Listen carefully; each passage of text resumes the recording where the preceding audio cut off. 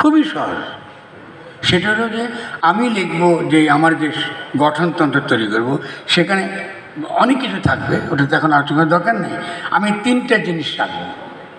প্রথম হলো, রাষ্ট্রের কোনো অধিকার থাকবে না ব্যক্তির স্বাধীনতা হরণ করা এবং ব্যক্তির মর্যাদা ক্ষুণ্ণ করা। আপনাকে রাজি? রাষ্ট্রের কোনো অধিকার থাকবে না।